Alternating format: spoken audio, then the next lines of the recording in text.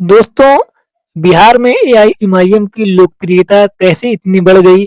आइए दोस्तों इसी के बारे में विस्तार से इस वीडियो में जानते हैं। दोस्तों पहले बिहार के जो है ज़्यादातर मुस्लिम समाज के लोगों की बात की जाए तो मुस्लिम समाज के लोग जो है बिहार में पहले कांग्रेस पर भरोसा ज़्यादातर जताते थे और ज़्यादातर मुस्लिम समाज का वोट कांग्रेस पार्टी को जाता था। उसके बाद जब आरजेडी बनी और आरजेडी चुनाव लड़ना शुरू किया आरजेडी ने, तब मुसलमानों का वोट जो है आरजेडी कांग्रेस दोनों में जाना शुरू हो गए और आरजेडी को भी अच्छे खासे जो है मुस्लिम वोट मिलने लगे। उसके बाद जो है कांग्रेस आरजेडी जो है आरजेडी के साथ जो है मुस्लिम वोट ज़्यादातर जाने लगे। कांग्रेस से मुस्लिम वोट खिसकने लगे और आरजेडी में शिफ्ट होने लगे। इसके बाद दोस्तों कई सालों तक जो है मुस्लिम वोटों का जो है आरजेडी को ज़्यादातर समर्थन मिलता रहा और इसमें हालाँकि जेडीयू को भी कुछ परसेंट मुस्लिम समाज का वोट मिलता था, लेकिन ज़्यादातर मुसलमानों का वोट आरजेडी को मिलता था। आरजेडी को मिलता था। उसके बाद जो है 2015 में एआईएमआईएम ने पहली बार विधानसभा चुनाव लड़ा। 2015 में बिहार विधानसभा चुनाव में एमआईएम ने अपने कुछ कैंडिडेटों को उतारा। उसमें एआईएमआईएम को कामयाबी नहीं मिली एक भी सीट पर।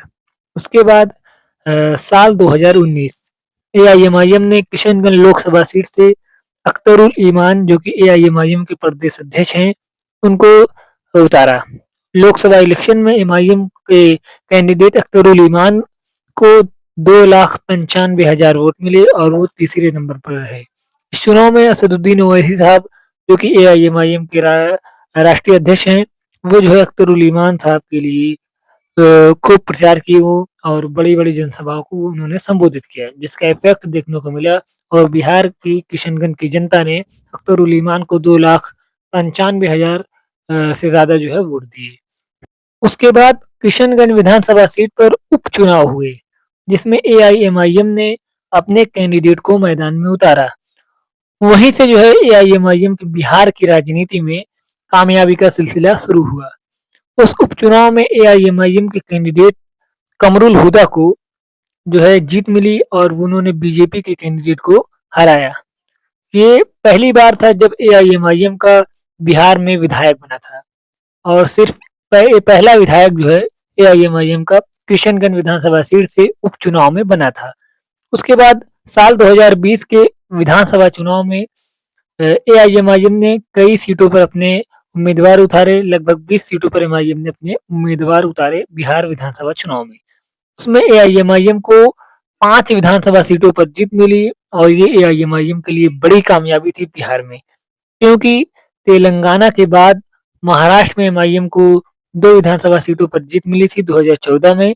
उसके बाद 2019 में भी एआईएमआईएम को महाराष्ट्र में 2 विधानसभा सीटों पर जीत मिली थी। महाराष्ट्र और तेलंगाना के अलावा किसी भी राज्य में एआईएमआईएम का विधायक नहीं था, लेकिन बिहार में साल 2020 के विधानसभा चुनाव में एआईएमआईएम के 5 विधायक जीते, जिससे तेलंगाना के बाद सबसे ज़्यादा विधायक जीतने वाला राज्य एआईएमआईएम के लिए बिहार बन गया। महाराष्ट्र में 2 विधायक ही जीते थे, लेकिन बिहार में एमआईएम के 5 विधायक जीत गए, जिससे बिहार में एमआईएम जो है महाराष्ट्र से ज़्यादा विधायक बिहार में एमआईएम के जीत गए। उसके बाद बिहार में एआईएमआईएम को बड़ा झटका लगा जब एआईएमआईएम के 5 में से 4 विधायकों ने एआईएमआईएम को छोड़कर आरजेडी में शामिल हो गए। सिर्फ अमौर के विधायक अख्तरुल ईमान जो कि एआईएमआईएम के प्रदेश अध्यक्ष भी हैं बिहार के, उनको छोड़कर बाकी चारों विधायक आरजेडी में शामिल हो गए और आरजेडी और जेडीयू ने कुछ महीने सरकार चलाई थी। उसी दौरान पहले एमआईएम के विधायक आरजेडी में शामिल हुए। उसके बाद जेडीयू ने जो है बीजेपी के साथ जो है गठबंधन तोड़कर आरजेडी से गठबंधन कर लिया, जिसकी वजह से जो है कुछ महीनों तक जो है आरजेडी और जेडीयू की गठबंधन की सरकार चली। उसी सरकार में जो है शाहनवाज जो कि हार से विधायक थे, उनको मंत्री बनाया गया। बाकी 3 विधायकों को मंत्री नहीं बनाया गया, लेकिन वो भी आरजेडी में शामिल हो गए। उसके बाद लगा कि एआईएमआईएम अब जो है बिहार में कभी 5 विधानसभा सीट नहीं जीत पाएगी। अब बिहार में एमआईएम धीरे-धीरे और कमज़ोर होती जाएगी और एमआईएम अब बिहार में पहले जितनी मजबूत नहीं हो पाएगी। लेकिन ये दोस्तों ऐसा नहीं हुआ, बल्कि इसका विपरीत हुआ, इसका उल्टा हुआ। 2025 के विधानसभा चुनाव में एआईएमआईएम ने पूरी जोर से जो है इलेक्शन लड़ा, पूरी ताकत से एमआईएम ने इलेक्शन लड़ा। इलेक्शन से पहले एआईएमआईएम ने आरजेडी को कई बार आरजेडी से कहा कि हमको भी गठबंधन में शामिल कर लीजिए, लेकिन आरजेडी ने एमआईएम को इग्नोर किया और आरजेडी समझ रही थी, मुझे लगता है कि तेजस्वी यादव समझ रहे थे कि अब एमआईएम का बिहार में कोई अस्तित्व नहीं रहा। 4 विधायक तो हमारी ही पार्टी में आ चुके हैं, सिर्फ 1 विधायक बचा है एमआईएम का। अब एमआईएम जो है कभी 5 सीट नहीं जीत पाएगी। मुझे लगता है ऐसा लगा, इसलिए आरजेडी ने एमआईएम को इग्नोर कर दिया। लेकिन एआईएमआईएम ने अपने दम पर पूरी मजबूती के साथ इलेक्शन लड़ा और 5 विधानसभा सीटों पर फिर से जीत हासिल करके ये बताया कि बिहार में एआईएमआईएम की लोकप्रियता अभी भी बरकरार है, बल्कि पहले से और भी ज़्यादा बढ़ चुकी है। और ये 5 सीट वही-वही सीट थी जहाँ से पिछली बार एमआईएम ने जीत हासिल की थी। जो चारों विधायक चले गए थे, उन्हीं की विधानसभा में फिर से एमआईएम के दूसरे-दूसरे कैंडिडेटों ने जीत दर्ज की थी। और जो कि हार से शाहनवाज़ की हार हुई थी, जो कि वो भी आरजेडी के ही कैंडिडेट बन के उतरे थे, लेकिन वो चौथे नंबर पर पहुँच गए थे। और 3 विधायकों को तो आरजेडी ने टिकट ही नहीं दिया था। कई सीटों पर कांग्रेस लड़ गई थी, इसकी वजह से नहीं मिला था और कई सीटों पर टिकट काट कर दूसरे को टिकट दिया गया था आरजेडी की तरफ से। इसके अलावा बलरामपुर विधानसभा सीट पर एआईएमआईएम सिर्फ चंद वोटों से हार गई थी। एमआईएम का जो है कैंडिडेट वहाँ पर कुछ वोटों के अंतर से सिर्फ 389 या कुछ वोटों के अंतर से एमआईएम के कैंडिडेट आदिल हसन साहब को हार का सामना करना पड़ा था। एमआईएम को पहले से ज़्यादा जो है 2020 से ज़्यादा वोट 2025 के विधानसभा चुनाव में मिले थे और एमआईएम की लोकप्रियता पहले से ज़्यादा जो है बिहार में बढ़ती हुई दिखी, इसलिए क्योंकि एमआईएम को पहले से ज़्यादा वोट मिले 2020 के मुकाबले 2025 में एमआईएम को ज़्यादा वोट मिले थे।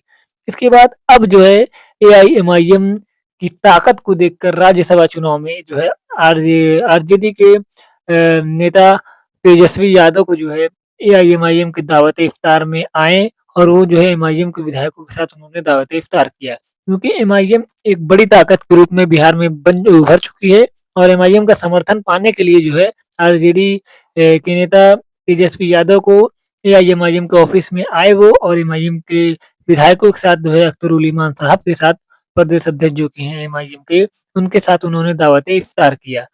तो ये है एआईएमआईएम की ताकत। 2015 से एमआईएम ने मेहनत चुनाव लड़ना चालू किया और 2025 में एमआईएम का 10 सालों में क्या जो है मुकाम है बिहार के अंदर, आप ये देख सकते हैं। एक ज़माना था कि आरजेडी और कांग्रेस को मुस्लिम वोटों का ज़्यादा समर्थन मिलता था और यही जो है मुस्लिम वोटरों की पहली पसंद थी।